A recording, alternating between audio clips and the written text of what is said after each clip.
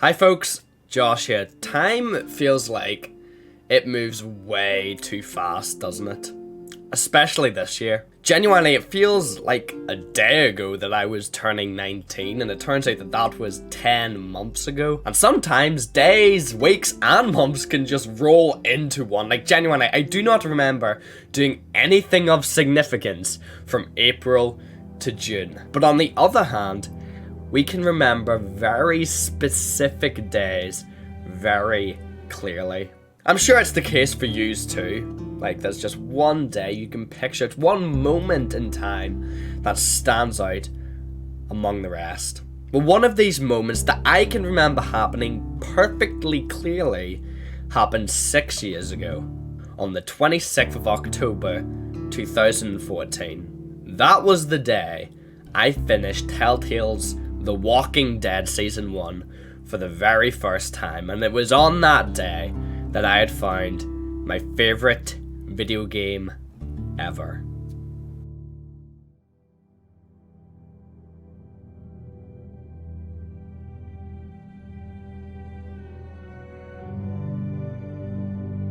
Now, Telltale's The Walking Dead has been heralded as one of the best games to be released in the past decade by outlets such as Polygon, Forbes, IGN, and many, many others, winning a lot of video game awards and accolades.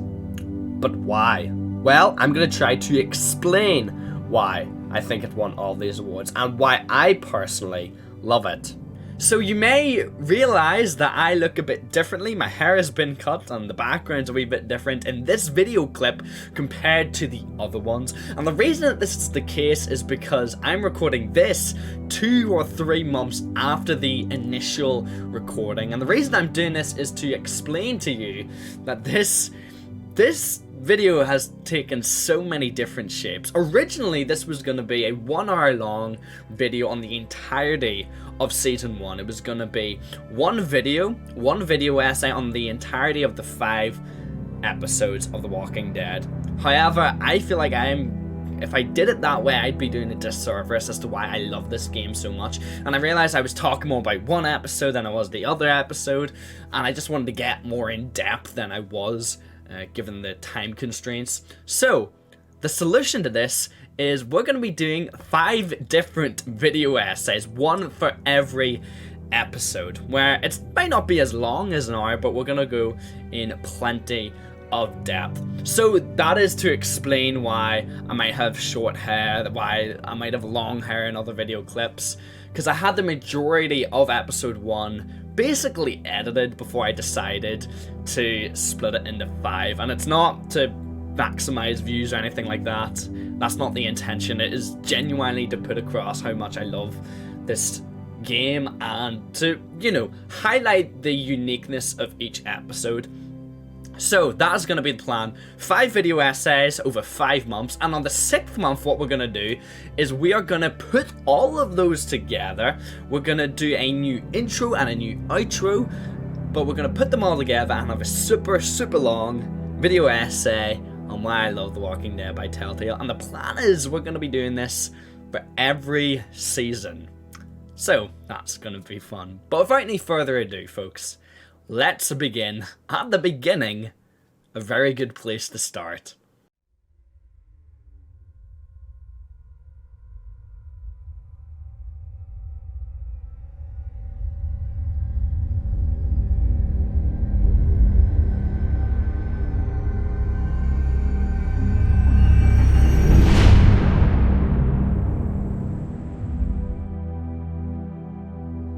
Episode 1, A New Day. The world has suddenly turned into chaos with no explanation or reason. The dead walk the earth to send the living down to hell. One man, Lee Everett, struggles to survive and do what is right in this world gone mad. Can he make the best of his new life? We start the game, flashcard appears, and then we're immediately introduced to our main protagonist, Lee Everett. Lee Everett is a 37-year-old former history teacher who we, the player, are first introduced to when he's in the back of a police car.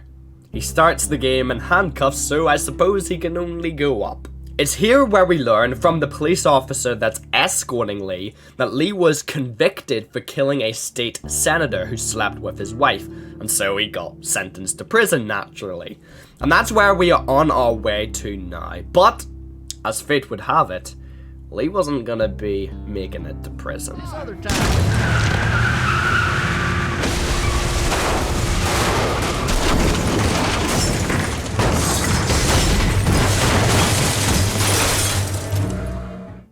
Lee awakens from this car crash, knocked out for at least a day, only to find himself now stranded in a post-apocalyptic landscape, now given a second chance.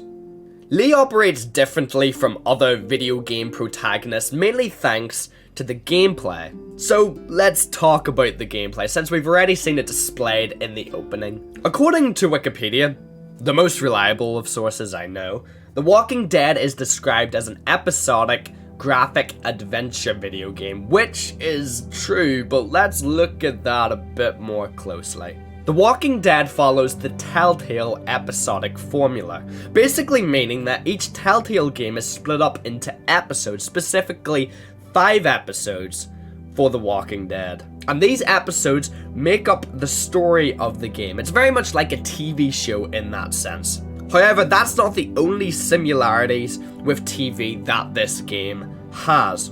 We just need to look at the gameplay, and if we do look at the gameplay in The Walking Dead, well, let's just say that it's no Dark Souls. Gameplay is an absolute doddle. It's point and click, and when the action picks up, say when a horde of walkers are coming your direction, the most strenuous work that you're going to be having to do is mashing the A button really quickly. But it is not a negative of this game. In fact, I'd go as far to say that it is one of the game's strongest points for it. Why? Well, thanks to the stripped back gameplay, it allows the player to focus on the main gameplay mechanic, and that's choice. Choice is at the very core of this game.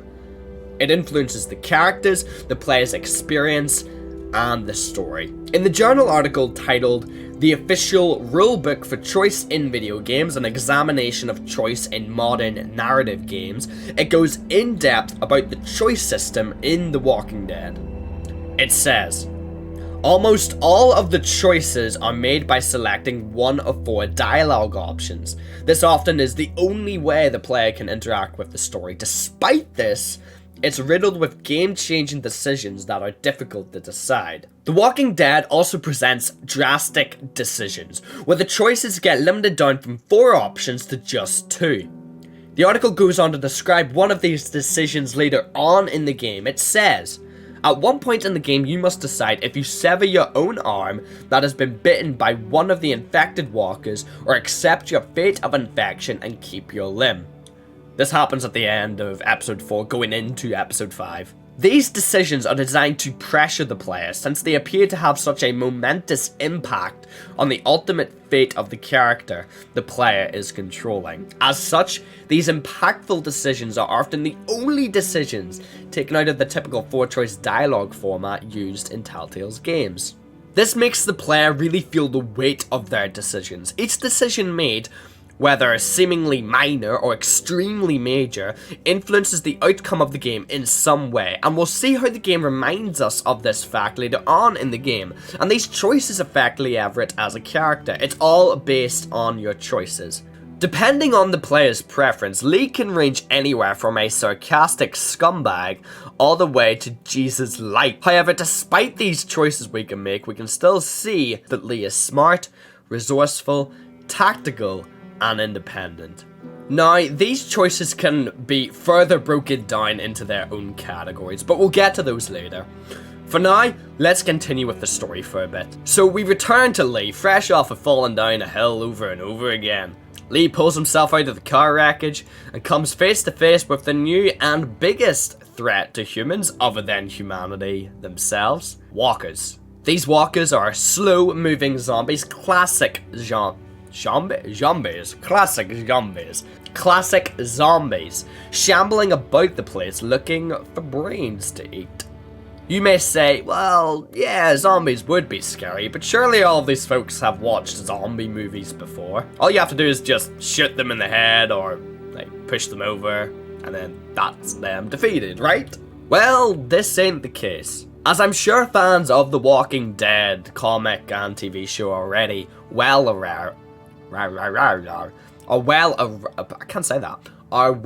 aware of, in the Walking Dead universe, the concept of zombies never existed in the first place. In essence, in the Walking Dead verse, there were no zombie movies. There was no zombie TV shows, no zombie books, graphic novels, games, nothing. So when Lee goes over and checks the officer, he gets a bit of a shock. After Lee deals with the threat, he sees a mysterious figure up on top of a hill. He calls out to the mysterious figure, and they run away. Lee then gets surrounded by walkers, running away from them, running up the hill, finding himself in someone's back garden. Lee walks into the abandoned house that he's arrived at, and it looks like a standard family home, but it's completely destroyed. And then he hears this. There are three new messages. Message 1, left at 5:43 p.m. Hey Sandra, this is Diana. We're still in Savannah. Ed had a little incident with some crazy guy near the hotel, so we had to get him back to the ER and have it checked out. Anyway, he's not feeling well enough to drive back tonight, so we're staying an extra day.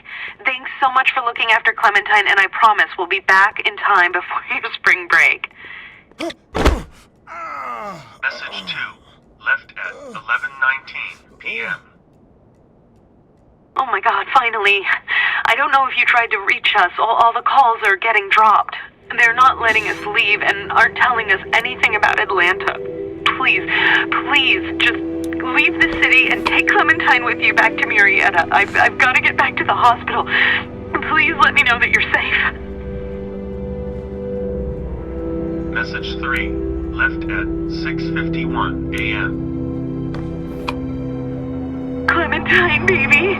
If you can hear this, call the police. That's 911. We love you. We love you. We love you.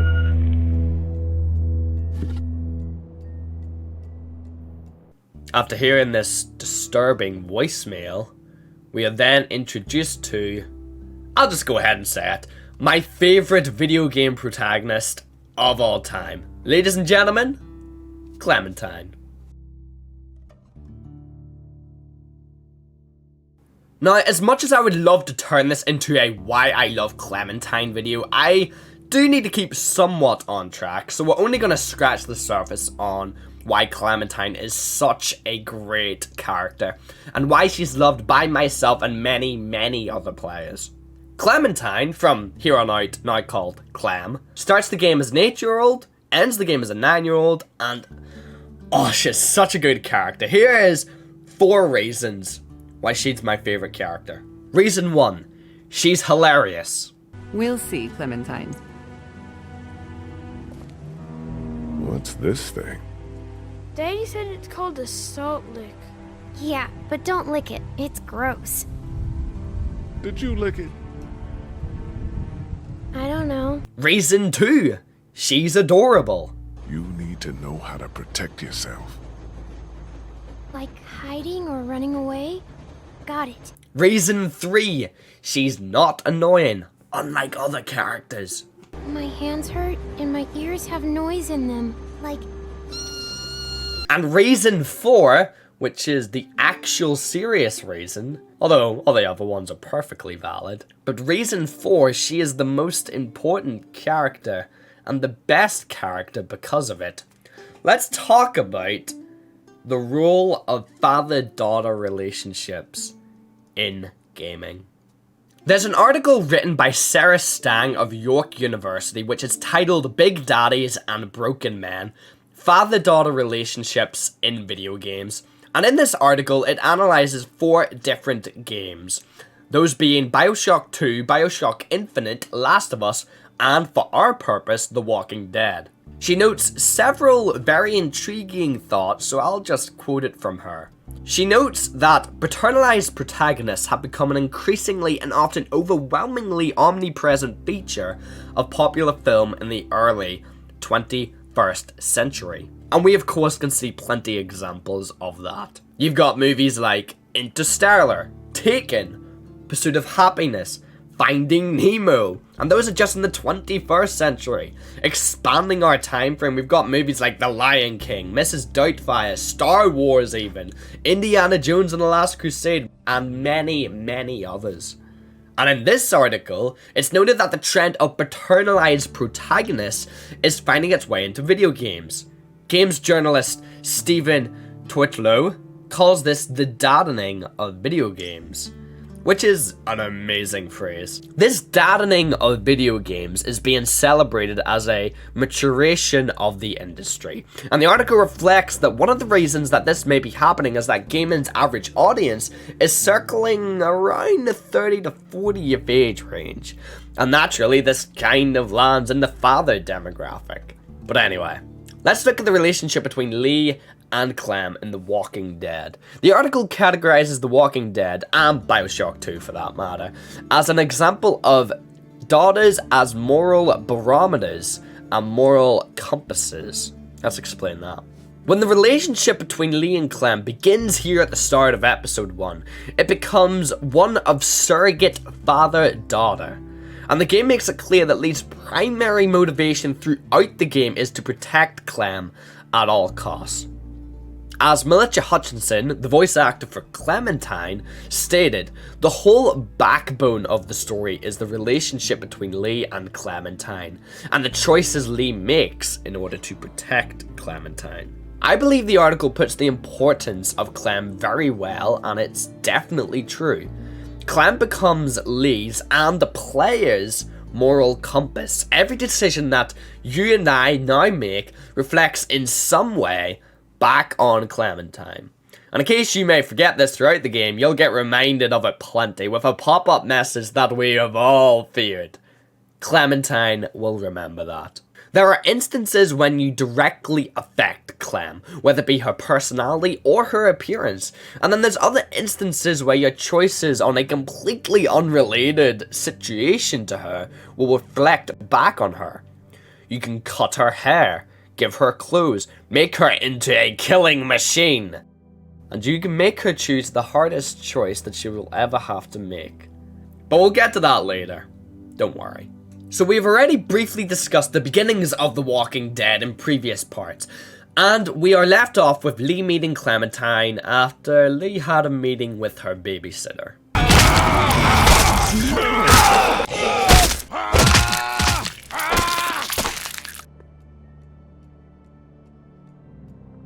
Clem tells Lee that she's here by herself because her parents are in Savannah, at the Marsh house specifically, and let's remember that, although it does unfortunately seem like they didn't make it. And are we gonna be the ones to tell her? Following this, you're given an option. Do you either A, leave the house now whilst there's still daylight outside and try to find help, or do you wait until nighttime and then seek help? Well, whatever path you decide to choose, you end up going with Sean Green, back to his father's farm, Herschel Green, who fans of The Walking Dead TV show and comic will both recognise. Also, just a brief aside if you don't know, the game is meant to be canon with the comics, but not the TV show, so just to clarify. It's at this point where Lee meets my boy, my man, my main man, Kenny, and also his wife Kadja and their son Duck.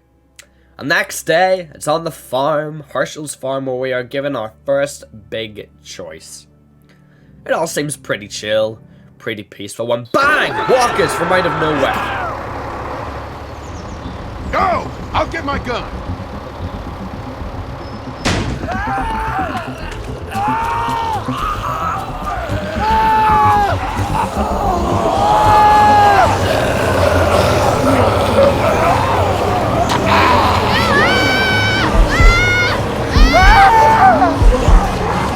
And we're now given a choice. Do we try to save Sean Green, the man who not just a day ago saved us from walkers, or do we help Kenny's young son Duck? But the choice is yours, however, it doesn't end well. At least, it doesn't end well for Sean.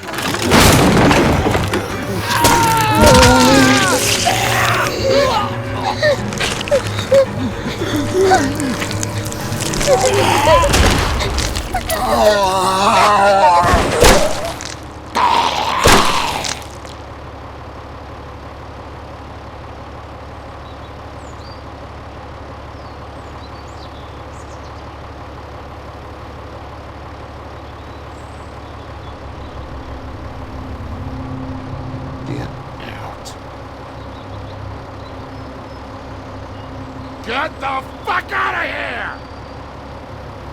I'm sorry. Sorry? Your son is alive. You don't get to be sorry.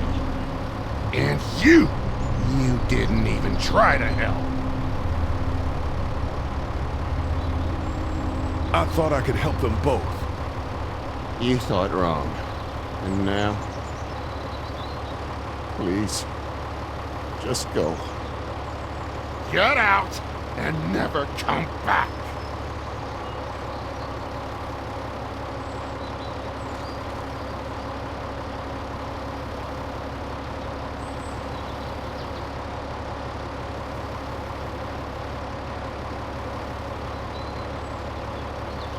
You've got that ride to Macon if you want it.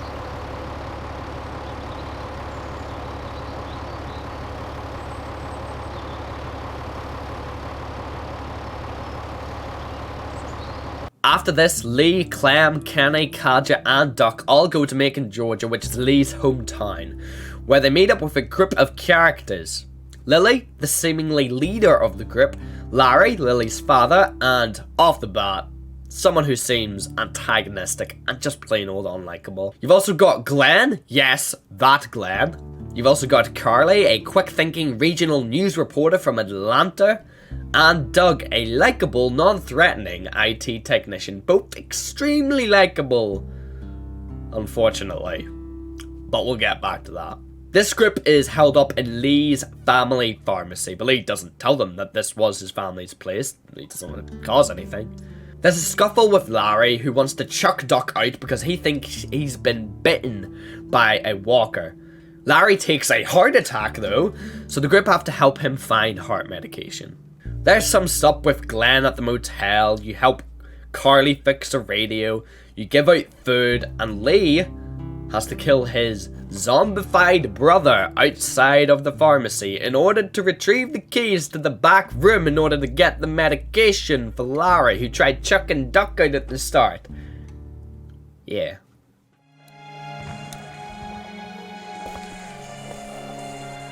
Be careful. Keep an eye out, will you?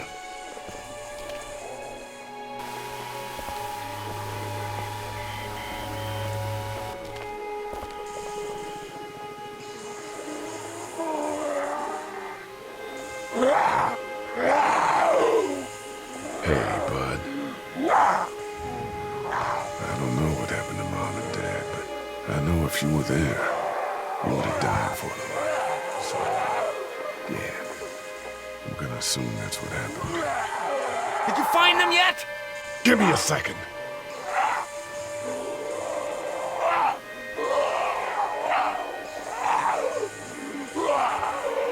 Oh, so you've left the family. I mean, you know what I mean.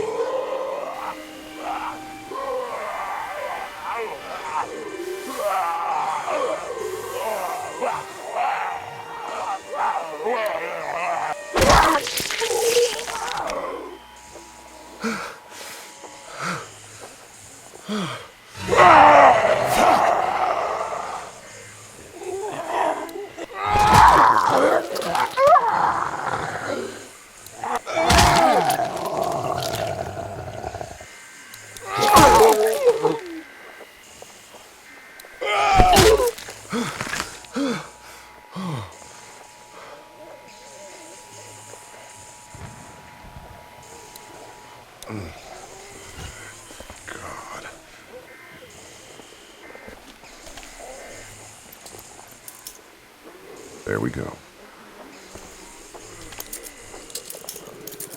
Holy crap! Run!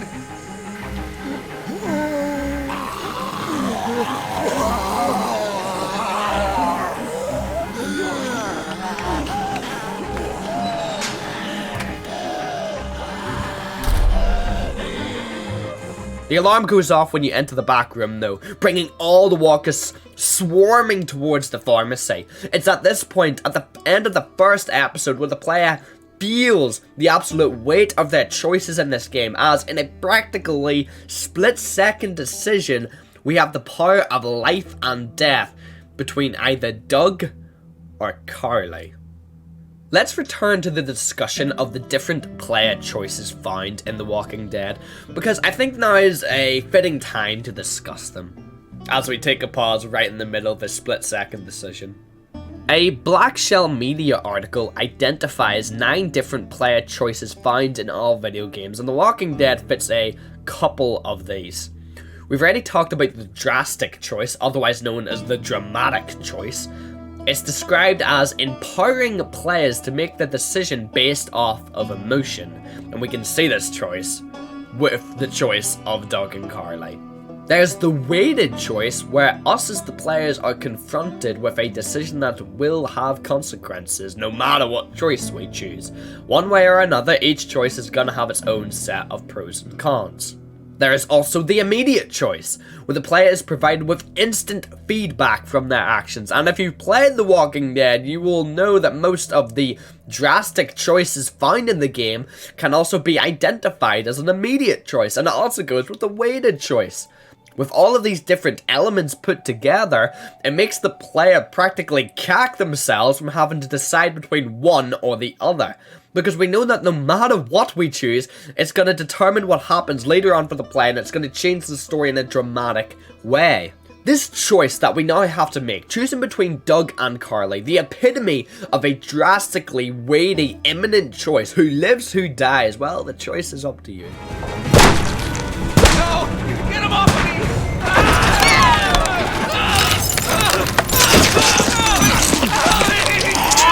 Oh my god.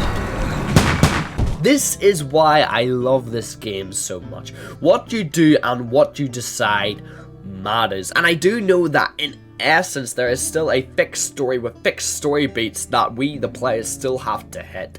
But the way that we, the players, can influence the way the story goes in order to get to those story beats, that it's great to know that we, the players, can influence that decision, which helps us to feel completely immersed in the experience.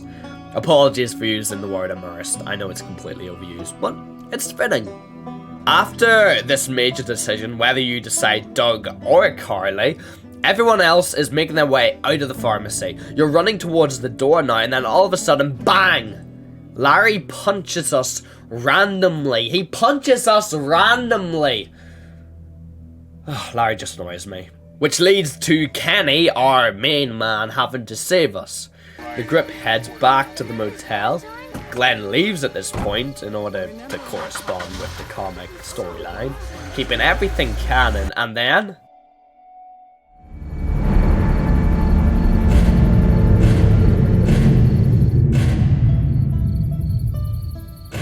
it's lights out.